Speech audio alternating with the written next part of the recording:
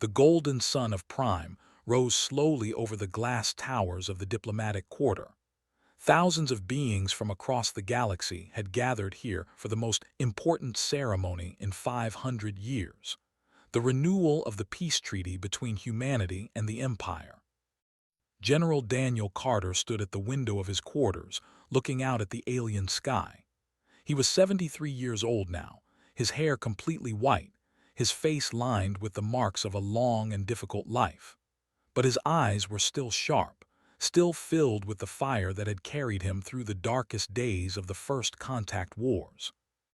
He remembered those days too well, the burning cities, the screaming civilians, the warships darkening the skies of Earth. He had been just 19 years old when the war began, a young soldier thrown into a nightmare he could never have imagined. By the time it ended, he had lost everyone he loved, his parents, his brothers, his childhood friends, all of them gone, turned to ash by plasma weapons. But humanity had survived. Against all odds, against an enemy with superior technology and greater numbers, humanity had clawed its way back from the edge of extinction. And when the war finally ended, when the sued for peace, Daniel Carter had made a promise to himself. He would spend the rest of his life making sure no generation would ever suffer what his generation had suffered. For 500 years, he had kept that promise. A soft knock came at the door. His aide, a young woman named Sophie Grant, stepped inside. She was barely 30 years old, born into a universe that had known nothing but peace. She could never understand what the old general had seen, what he had done, what he had sacrificed. And Daniel Carter was glad for that. That was the whole point. "Sir, the ceremony begins in 1 hour," Sophie said. "The delegation has arrived." Daniel nodded slowly. "Thank you, Sophie, I will be ready." He turned back to the window for one last moment. Somewhere out there, beyond the stars, Earth was waiting. 8 billion souls who trusted him to keep them safe. He would not fail them. The grand hall of the diplomatic center was a marvel of architecture. Crystal columns rose toward a ceiling that seemed to open into space itself. Representatives from 100 different species filled the galleries, watching as history unfolded before them. At one end of the hall stood the human delegation. Daniel Carter walked at their head, dressed in his formal military uniform, the medals on his chest catching the light. Behind him came Ambassador Dawson and a small group of diplomats and guards. At the other end stood They were tall, reptilian beings with scales that shifted color with their emotions. Their eyes were cold and yellow, their movements precise and predatory. At their head walked High Commander, the military leader of the Empire. Was young by standards, barely 200 years old.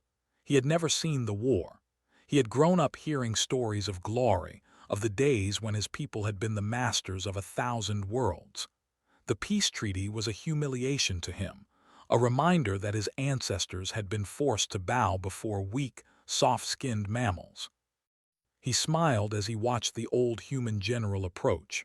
Look at him, thought, slow, fragile, dying. This is what humanity has become, a species of cowards hiding behind treaties and diplomacy. The two delegations met in the center of the hall. A ceremonial table had been placed there, the treaty documents waiting to be signed. The galaxy held its breath. "General Carter," said, his voice smooth and cold, "it is an honor to finally meet the great hero of humanity." Daniel Carter looked into the eyes and saw something there that troubled him, something hungry, something dangerous. But he had spent 500 years building peace, and he would not throw it away because of a feeling. "High Commander," he replied, his voice calm and steady, "I hope this day marks the beginning of another 500 years of friendship between our peoples." Smile widened. "Indeed, let us hope so." They moved to the table. The documents were spread out before them, pages of carefully negotiated terms and conditions. Daniel Carter picked up the ceremonial pen and leaned forward to sign. He never saw the shot coming. The plasma bolt struck him in the chest, burning through his uniform, through his flesh, through the heart that had beaten for 73 years. Daniel Carter looked down at the smoking wound in his chest, his eyes wide with surprise. Then he looked up at who was still smiling. "Why?" the old general whispered. More shots rang out. Cloaked snipers in the galleries opened fire on the human delegation. Sophie Grant screamed as a bolt struck her shoulder. Ambassador Dawson dove for cover, dragging wounded colleagues with her. Daniel Carter fell to his knees. The world was growing dark around him. He could hear screaming, the sound of weapons fire, the chaos of panic, but all he could see was smiling face. "Because you are weak," said, stepping closer. "Because your time is over. Because the galaxy belongs to the strong and humanity has forgotten what strength means." Daniel Carter tried to speak, but no words came. His vision blurred. He thought of Earth. He thought of the children who would never know war. He thought of his goddaughter, the daughter he never had. He hoped she would forgive him for failing. Then the darkness took him, and General Daniel Carter was gone. Turned to the cameras that were broadcasting across the galaxy. His voice rang out through the hall, silencing the chaos. "People of the galaxy, witness the death of humanity's greatest champion. The peace treaty is void. Earth has 7 cycles to surrender unconditionally or face complete annihilation. The Empire has awakened, and we will reclaim our rightful place as the masters of this galaxy." He looked down at the body of the old general, and his smile never wavered. Humanity had 500 years of peace. Now they will have war.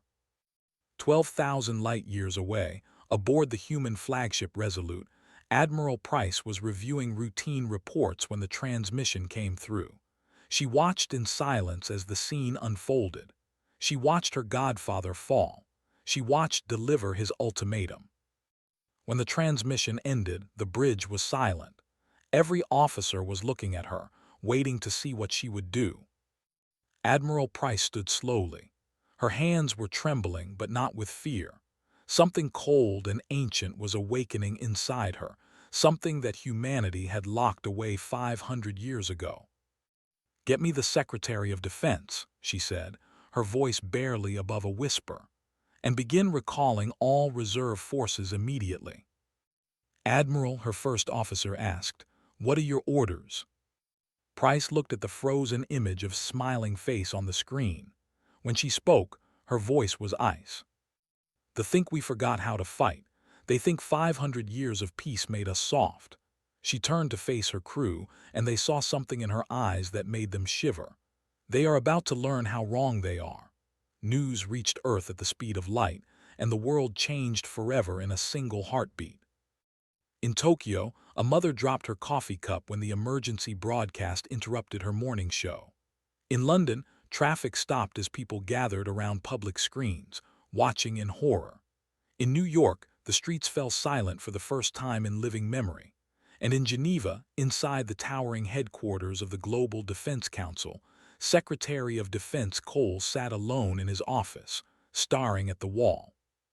He was 58 years old, a career politician who had spent his life managing budgets and attending meetings. He had never seen war. No one alive had seen war. It was a thing from history books, from old movies, from the nightmares of their great-great-grandparents. War was something that happened to other species, not to humanity. But now war had come to their doorstep, and Cole had no idea what to do. His phone rang. He answered it without thinking. "Secretary Cole, this is Admiral Price aboard the Resolute. I am assuming emergency command of all human military forces. I need authorization to reactivate dormant defense protocols." Blinked Admiral Price. The Council needs to meet. There are procedures we cannot just."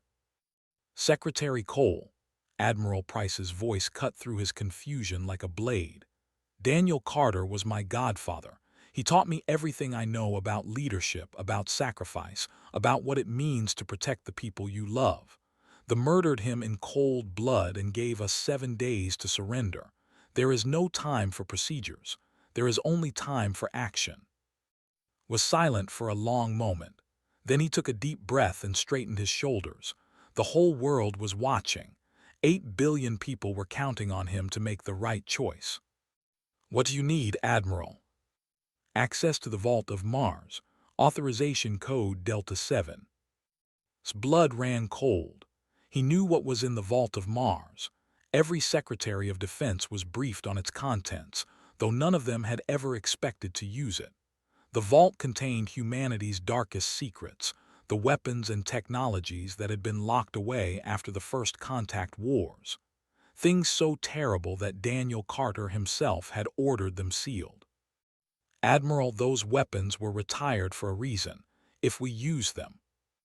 If we do not use them, there will be no humanity left to worry about consequences. His voice softened slightly. Secretary Cole, I do not want this war. My godfather spent 500 years trying to prevent it, but they have made their choice. Now we must make ours. Closed his eyes. He thought of his daughter, just 7 years old, sleeping peacefully at home. He thought of all the children across Earth, innocent and unaware of the storm that was coming. Authorization granted, he said. God help us all. 3 days later, Admiral Price stood in the heart of the Vault of Mars. The facility was buried deep beneath the red soil of the planet, hidden from all sensors, forgotten by all but a handful of people. The corridors were dark and cold, lit only by emergency lights that had been dormant for centuries. Lieutenant Commander Vance walked beside her, his eyes wide as he took in their surroundings.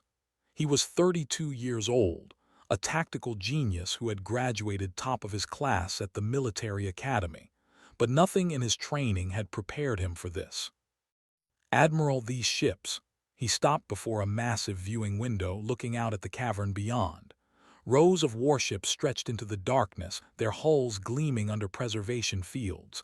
Battleships, carriers, destroyers, hundreds of them waiting in silence.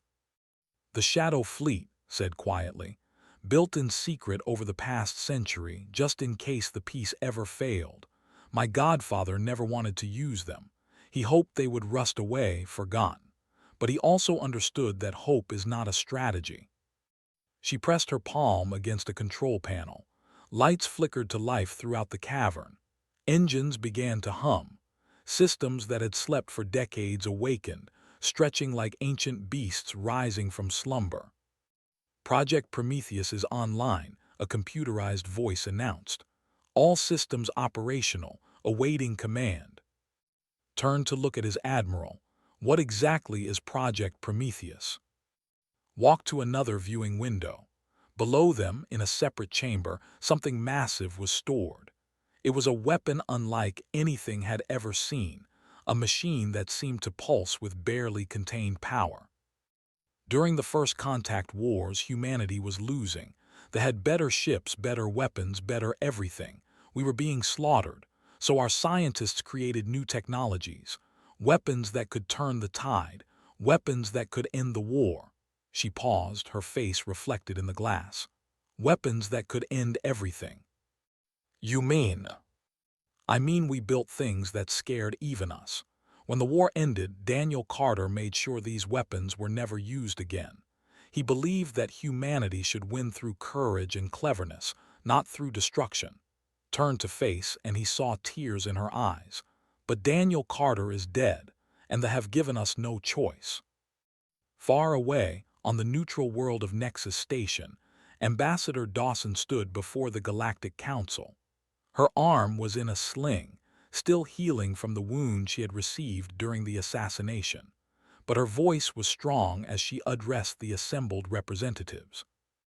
3 days ago, the Empire murdered our ambassador in cold blood. They killed General Daniel Carter, a man who dedicated his entire life to peace. They gave us 7 days to surrender or face annihilation. She paused, letting her words sink in. Many of you probably expect humanity to beg for help, to plead for intervention, to hide behind treaties and alliances. The council chamber was silent. Hundreds of alien eyes watched her, waiting. We will not beg, continued. We will not plead and we will not hide. For 500 years humanity chose peace. We disarmed our fleets, we opened our borders, we trusted that civilization could triumph over savagery. Her voice hardened. They have answered that trust with murder. They believe we have forgotten how to fight. They believe peace has made us weak. She stepped forward, her eyes blazing. They have forgotten their history.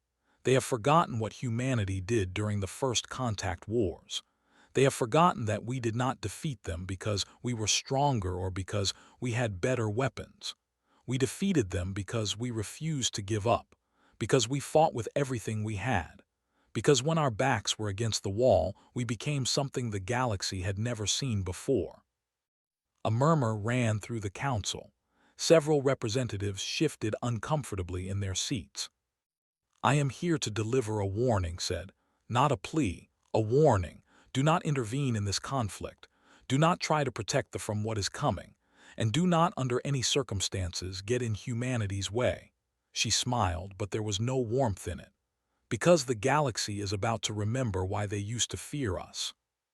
She turned and walked out of the chamber, leaving stunned silence in her wake. Back on Mars, Admiral Price stood on the bridge of her new flagship, the carrier Vengeance. Around her, the Shadow Fleet was coming to life. 60 capital ships, 200 support vessels, thousands of fighter craft, all crewed by volunteers who had answered the call, men and women who had never known war but who refused to let their world die without a fight. Vance approached her with a, "Admiral, the fleet is ready. All systems are operational. We can move out on your command." Nodded slowly. She looked out at the stars, thinking of her godfather, thinking of everything he had taught her, thinking of the choice she was about to make. "Daniel Carter believed in peace," she said softly. "He believed that humanity's greatest strength was our ability to forgive, to build, to hope." She turned to face her crew. "But he also taught me something else. He taught me that sometimes the only way to protect peace is to show the universe that the cost of breaking it is too high to pay." She straightened her uniform and walked to the command chair. "All ships, set course for the border. We move in 1 hour." She sat down and looked at where the stars waited. "It is time to remind the galaxy who we are." High Commander stood on the observation deck of his flagship, the Eternal Dominion, watching his armada assemble. 300 warships filled the space around him, their hulls gleaming with fresh paint and polished weapons. It was the largest fleet the Empire had gathered in 500 years, and smiled with pride as he surveyed his forces. His aide, a young officer named, approached with a, "High Commander, our scouts have detected unusual activity near human space." Waved his hand dismissively. "Unusual activity? You mean panic, fear. The humans are running around like frightened animals trying to figure out how to respond. Sir, our intelligence suggests they may be mobilizing military forces." This made laugh, a harsh sound that echoed across the deck. "Military forces. The humans have no military forces. They signed a disarmament treaty. They have a few patrol ships, a handful of outdated weapons, and nothing else. What are they going to do, throw rocks at us?" Hesitated. "Commander, some of our older officers have expressed concern. They remember the stories from the war. The humans were formidable opponents." The smile vanished from his face. He turned to glare at his aide, his yellow eyes cold with anger. "The humans were lucky. They caught our ancestors by surprise and they fought with the desperation of a dying species. But that was 500 years ago. Those warriors are dead. Their children grew up in peace. They have never held a weapon." He walked to the viewport and pressed his hand against the cold glass. Beyond, the fleet stretched toward infinity. "Look at this armada, 300 ships, 50,000 soldiers, the finest technology in the galaxy. And what do the humans have? Speeches, diplomats, old men with medals on their chests." He turned back to his aide.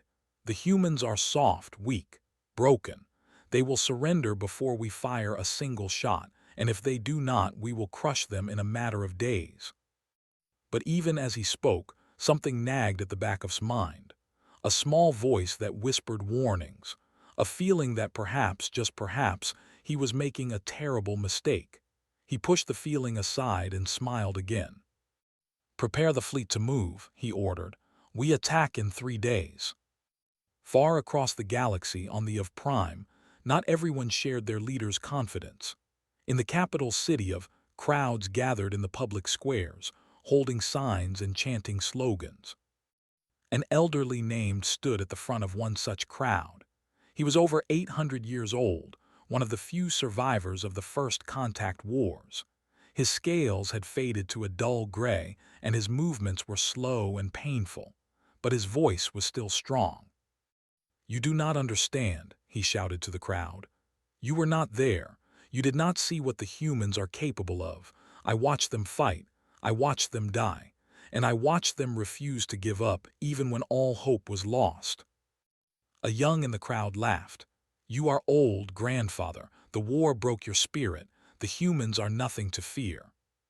Shook his head slowly. "I saw a human soldier charge a battle tank with nothing but a knife.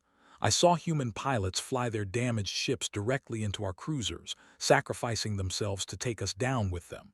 I saw human civilians pick up weapons and fight alongside their soldiers, even knowing they would die." He paused, his old eyes haunted by memories.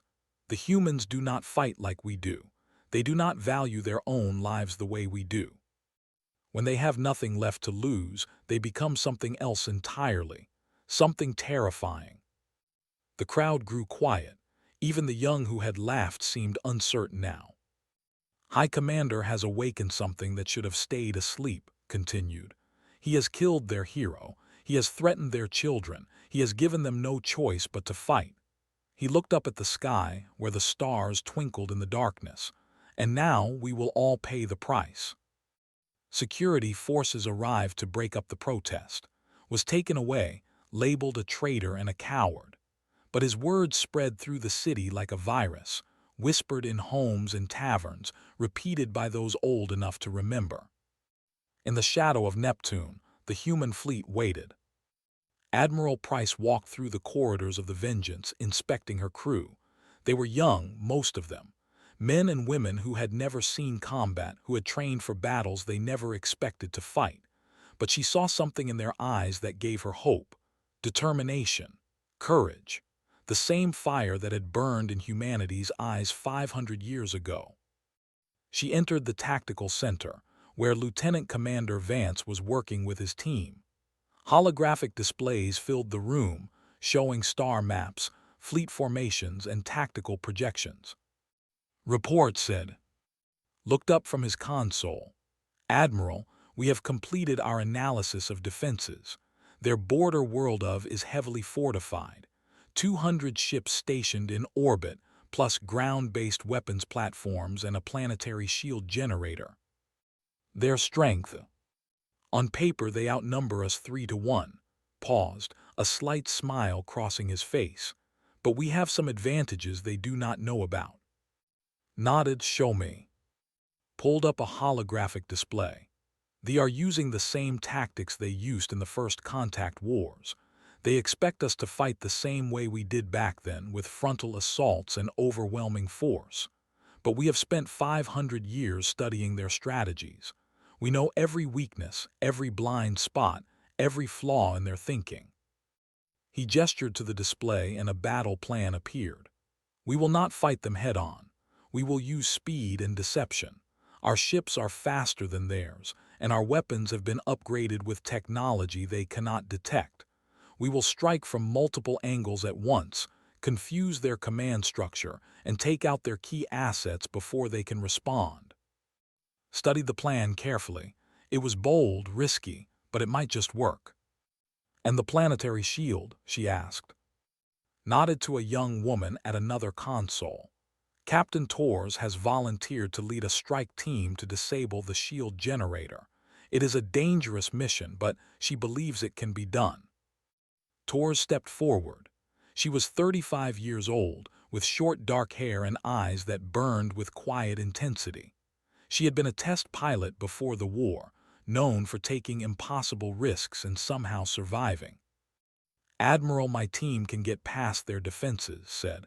"We will use stealth fighters to slip through their sensor net. Once we are on the ground, we will plant charges and destroy the generator. Without the shield, is vulnerable. Looked at her for a long moment. You understand this is likely a one-way mission. Nodded without hesitation. I understand, Admiral. Every member of my team has volunteered knowing the risks. We are not going to let them destroy our world, not without a fight. Felt a surge of pride. This was why humanity had survived the first contact wars, not because of superior weapons or brilliant strategies, but because of people like Tors, people who would give everything for the ones they loved. "Very well, Captain," she said. "Prepare your team, we move at dawn." As the hours passed, the fleet made its final preparations. Engineers checked every system. Pilots ran combat simulations. Soldiers wrote letters to their families just in case. In her quarters, Admiral Price sat alone, looking at a photograph.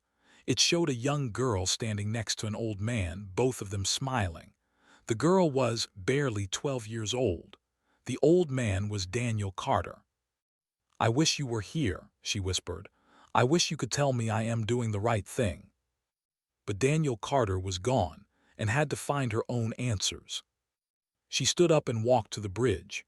Her crew was waiting for her, their faces tense but determined. Beyond the stars glittered like diamonds scattered across black velvet. "All ships report status," ordered. One by one, the captains of the fleet checked in. 60 capital ships, 200 support vessels, thousands of fighters and bombers, an army of men and women who had never known war but who were ready to fight. Took a deep breath, and spoke the words that would change the galaxy forever. "All ships engage engines. We are going to war." The fleet moved as one, engines flaring to life, cutting through the darkness of space toward the border.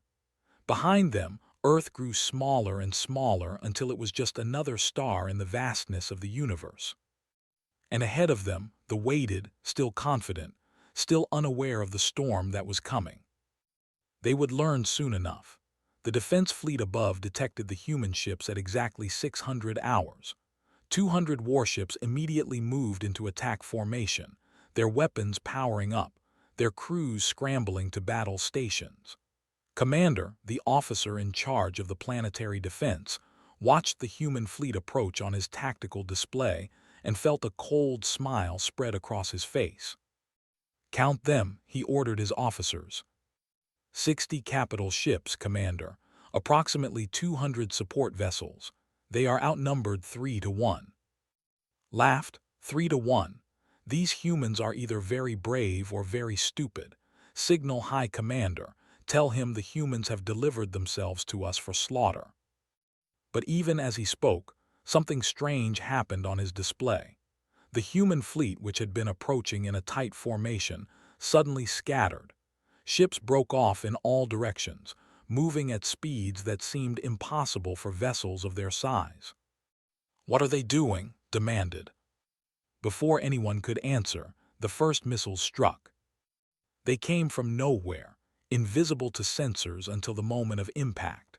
3 cruisers exploded in balls of fire, their hulls torn apart by weapons that should not exist. Panic spread through the fleet as more missiles found their targets. "Return fire," screamed. All ships return fire. The weapons blazed to life, filling space with plasma and energy beams. But the human ships were not where they were supposed to be. They moved like ghosts, appearing from one direction, striking, then vanishing before they could respond. On the bridge of the Vengeance, Admiral Price watched the battle unfold with cold precision. Her crew worked in focused silence, coordinating the attacks of 60 ships as if they were a single organism. "Status report," she ordered. Lieutenant Commander Vance looked up from his console. 12 enemy cruisers destroyed, 8 more disabled. We have lost 2 destroyers and 1 frigate. He paused, allowing himself a small smile. "Admiral, their command structure is falling apart. They have never seen tactics like this. They do not know how to respond." Nodded. They were powerful, but they were also predictable. For 500 years, humanity had studied their enemy, learning every weakness, every blind spot. now that knowledge was paying off. "Tell Captain Torres to begin her assault," said. "We need that shield down." Deep in the chaos of the battle, a squadron of 12 stealth fighters slipped through the sensor net. Captain Torres led the formation, her hands steady on the controls, her eyes fixed on the planet below. "All fighters report status," she said through her comm. One by one, her pilots checked in. 12 men and women, all volunteers, all knowing they might not survive the next hour. But none of them hesitated. None of them complained. They had a mission and they would complete it or die trying. "Entering atmosphere in 60 seconds, announced. "Remember the plan. We hit the generator, we plant the charges, and we get out. No heroes, no last stands. We do the job and we go home." But even as she spoke, she knew the truth. The chances of all 12 of them surviving were almost zero. The ground defenses were too strong, the target too well protected. Some of them would not be coming home. The fighters hit the atmosphere like meteors, their hulls glowing orange from the friction. Anti-aircraft fire erupted from the surface below, filling the sky with deadly light. 2 fighters were hit immediately, spiraling down in flames. Watched their icons disappear from her display and said a silent prayer for their souls. "Stay on target," she ordered. "Stay on target." The remaining 10 fighters streaked toward the shield generator, a massive facility surrounded by gun emplacements and guard towers. Fired her weapons as she approached, taking out a defensive turret. Her wingman destroyed another. But they were fighting back hard, and more fighters fell from the sky. By the time reached the target, only 4 fighters remained. "Landing now," she announced, setting her craft down on the facility's landing pad. She grabbed her rifle and jumped out, her team close behind. They were met immediately by soldiers, and the air filled with the sound of weapons fire. Fought like a demon, moving through the enemy ranks with speed and precision. She had trained for this her entire life without knowing it. Every simulation, every exercise, every lesson had led to this moment. She was not afraid. She was not hesitant. She was exactly where she was supposed to be. "Plant the charges," she shouted to her team. "I will cover you." Her soldiers moved to the generator core, placing explosives at key points. They kept coming, wave after wave, and her remaining fighters held them off. Minutes felt like hours. The universe narrowed to the flash of weapons and the screams of the dying. Finally, the charges were set. "Everyone out," ordered. "Move, move, move." Her soldiers ran for the remaining fighters. But as turned to follow, a plasma bolt struck her in the leg, sending her crashing to the ground. She looked down at the wound, at the blood pooling beneath her, and knew she was not going anywhere. Her second in command, a young man named Peter Shaw, ran back to help her. "Go," said, pushing him away. "Get the team out of here. That is an order." "Captain, I am not leaving you." Grabbed his arm, her grip surprisingly strong. "Listen to me. Someone has to detonate the charges. The timer was damaged in the fighting. It has to be done manually." She pressed the detonator into his hand. "Get to a safe distance and blow this place to hell. That is the mission. That is what matters." Peter looked at her, tears streaming down his face. But he understood. He was a soldier, and soldiers followed orders. "It has been an honor, Captain," he said. Smiled. "The honor was mine. Now go." She watched him run, watched the last fighters lift off, watched them streak toward safety. They surrounded her, weapons raised, demanding her surrender, leaned against the wall and laughed. "You have no idea what is coming," she said. Above the planet, the shield flickered and died. Admiral Price saw the shield fall and felt a surge of hope mixed with grief. She knew what it meant. She knew the price that had been paid. "All ships begin planetary bombardment," she ordered. "Target their weapons platforms and military installations. Avoid civilian areas." The human fleet unleashed its fury.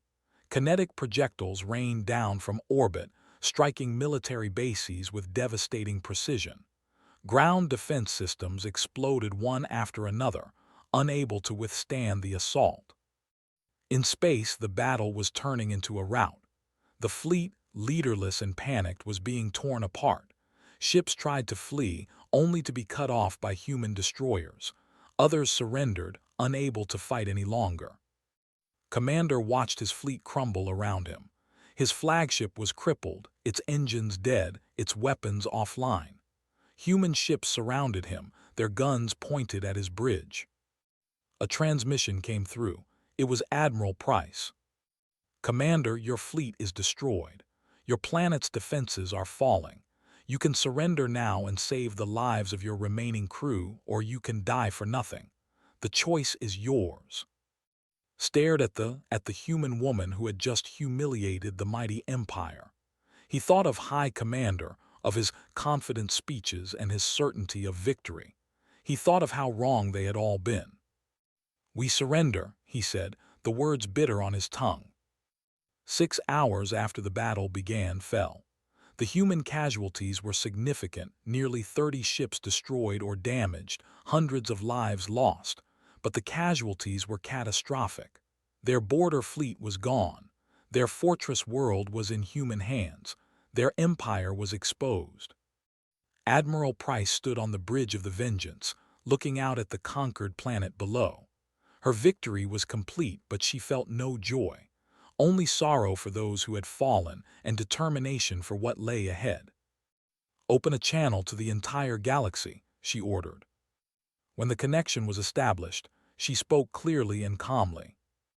"This message is for High Commander and the Empire. You murdered our ambassador. You threatened our world. You believed we were weak." She paused, letting her words sink in. "Has fallen in 6 hours. Your fleet is destroyed. Your soldiers are our prisoners, and we are just getting started." She leaned forward, her eyes burning with cold fire. "We are coming for you, and nothing in this galaxy will stop us." The transmission ended. The human fleet regrouped, repaired what damage it could, and set course for the heart of the Empire. Behind them, Captain Tor's sacrifice became a legend, a story that would be told for generations. She had given everything so that others might live. And her death would not be in vain. High Commander stood in his war room, surrounded by officers who no longer met his eyes. The holographic display before him showed a nightmare he could not accept, had fallen.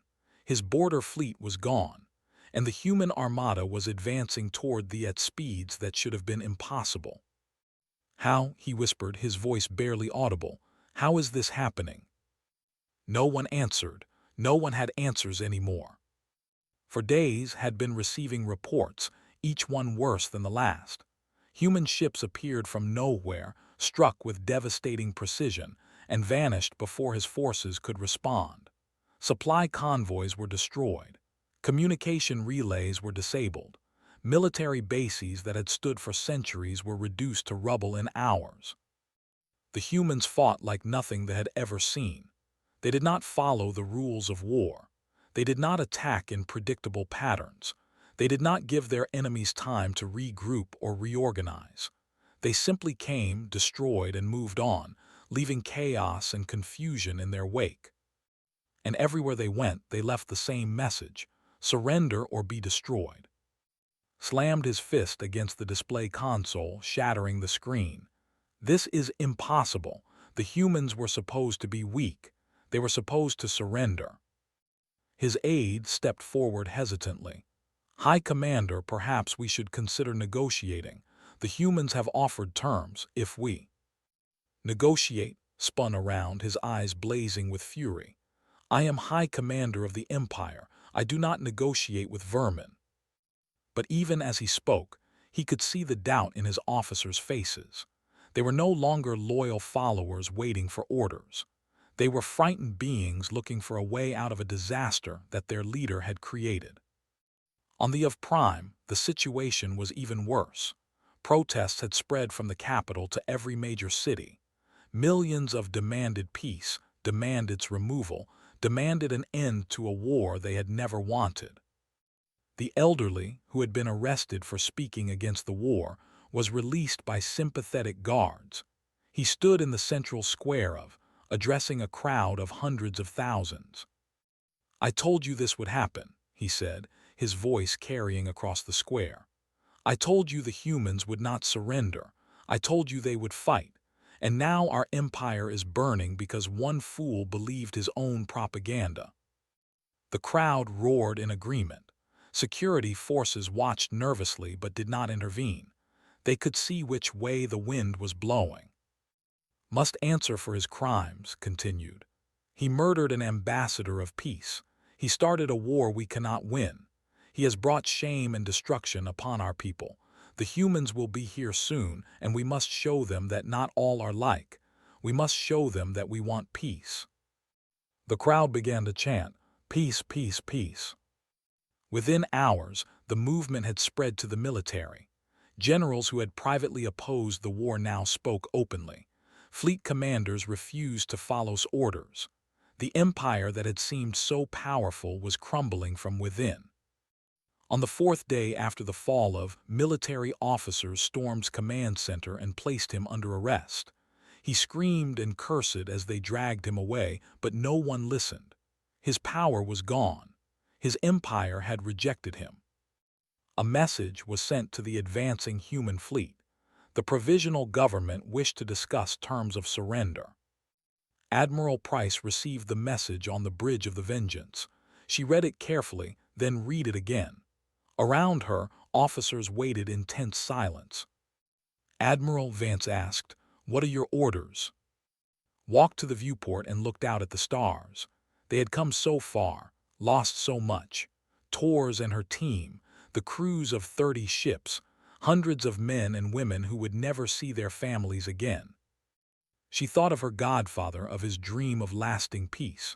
She thought of the lessons he had taught her, the stories he had told. He had fought in the first contact wars, had seen horrors that haunted him for centuries, and yet he had chosen forgiveness over revenge, cooperation over conquest. "We could destroy them," she said quietly. "We could reduce them to ash. After what they did to Daniel Carter, no one would blame us." Nodded slowly. "We have the power, Admiral. The question is whether we should use it." Turned to face her crew. She saw young faces, tired faces, faces marked by grief and exhaustion. They had followed her into hell and emerged victorious. They deserved to know why they had fought. 500 years ago, humanity won the first contact wars, she said. "We could have destroyed them then. We had every justification. They had invaded our world, killed our people, tried to wipe us from existence. But instead of revenge, we chose mercy. We signed a peace treaty. We gave them a chance to change." She paused, letting her words sink in. "Some might say that mercy was a mistake, that we should have finished them when we had the chance. But I believe my godfather was right. Mercy is not weakness. It is strength. The strength to break the cycle of violence. The strength to choose a better path." She straightened her uniform and walked to the command chair. "Open a channel to the provisional government," she ordered. "Tell them we accept their offer to discuss terms. But make one thing clear. High Commander will be handed over to face justice for the murder of General Daniel Carter. That is not negotiable." The human fleet stopped its advance. Negotiations began. 3 days later, the war was over. The terms were harsh but fair. They would disarm their offensive military forces. They would pay reparations to Earth and to the families of those killed in the assassination. They would accept human observers in their government to ensure compliance, and would be tried as a war criminal. In exchange, humanity would not destroy them, would not occupy them, would not take revenge for 500 years of hidden resentment and one act of terrible violence. The galaxy watched in stunned amazement. Every species expected humanity to finish what had started. Every species expected rivers of blood. Instead, they saw something they did not understand, a victorious power choosing restraint. Ambassador Dawson returned to the Galactic Council to explain. "You wonder why we did not destroy them," she said to the assembled representatives. You think we are weak or foolish or naive, but you misunderstand what just happened." She stepped forward, her voice ringing through the chamber. "We showed the galaxy that humanity will not be threatened. We proved that we have the power to destroy anyone who attacks us. And then we proved something even more important. We have the wisdom to know when not to use that power." She looked around at the alien faces watching her, some confused, some frightened, some thoughtful. "Let this be a lesson to everyone. Do not mistake human mercy for weakness. Do not mistake human patience for cowardice. We chose peace for 500 years because we believed in it. We will choose peace again. But if anyone threatens our people, our world, or our way of life—" She smiled, and there was nothing warm about it.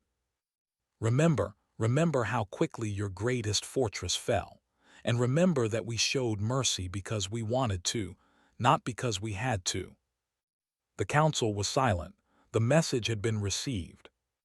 1 month later, Admiral Price stood in a quiet park on Earth before a newly unveiled statue. It showed General Daniel Carter in his prime, young and strong, looking toward the horizon with hope in his eyes. Around the base of the statue were the names of all who had died in the war, soldiers, diplomats, and civilians alike. Captain Torres' name was there, along with the 11 members of her team. Placed a small medal at the base of the statue. It was Daniel Carter's first service medal, earned when he was barely 20 years old. He had given it to her on her 12th birthday, telling her to keep it safe until she needed it. She did not need it anymore. "We won," she whispered. "We beat them just like you did, and we showed them mercy just like you would have wanted." Tears streamed down her face, but she did not wipe them away. "The peace treaty is signed. They are disarming, will spend the rest of his life in prison, and humanity is safe." She paused, touching the cold stone of the statue. "I hope I made you proud." A soft wind rustled through the park, carrying the scent of flowers and fresh grass. Somewhere in the distance, children were laughing, playing games, living the peaceful lives that Daniel Carter had spent his whole existence trying to protect. Smiled through her tears. The 500-year peace was over, but a new peace had begun, one built on something stronger than treaties and promises. It was built on the knowledge that humanity would fight for what they believed in, that they would sacrifice everything to protect their world, and that even in their darkest hour, they would find the strength to choose mercy over revenge. The universe would remember that lesson for a very long time. And if they ever forgot, humanity would be happy to remind them.